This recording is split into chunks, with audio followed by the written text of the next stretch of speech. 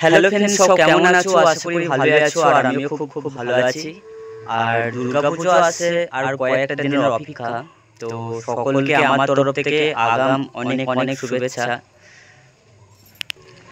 আর আমাদের গ্রামে একটি মাত্র দুর্গা মূর্তি এবং দুর্গা মন্দির, যাই হোক, তো মা নতুন সাজে সেজে উঠেছে।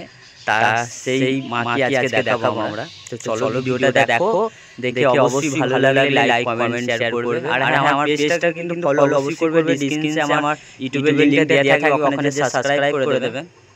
ঠিক আছে, চলো দেখো। এই হচ্ছে আমাদের দুর্গা মায়ের মন্দির।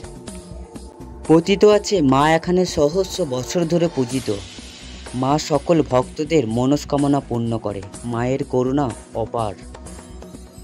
এই গ্রামের অনেক মানুষই বলে মায়ের এই মন্দির থেকে মায়ের পায়ের নুপুরের শব্দ শোনা যায়।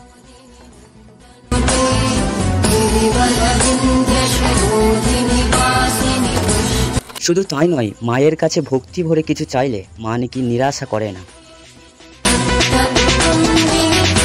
মা এখানে ভক্তদেরকে সন্তানের মতো আগলে রাখে।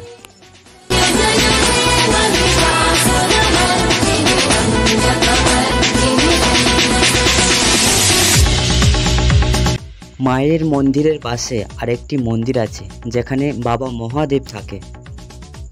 এই হচ্ছে বাবা মহাদেবের মন্দির।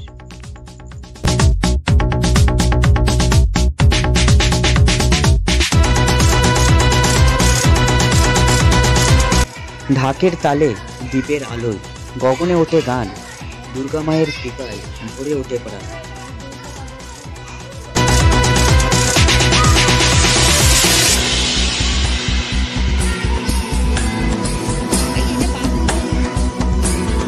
মায়ের পুজোর সময় শত শত ভিড় জমে ভক্তদের।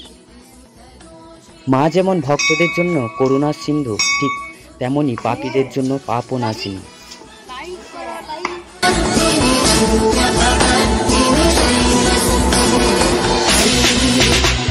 যারা মায়ের ভিডিও দেখছো অবশ্যই কমেন্টে জয় মা দুর্গা লিখে যাবে।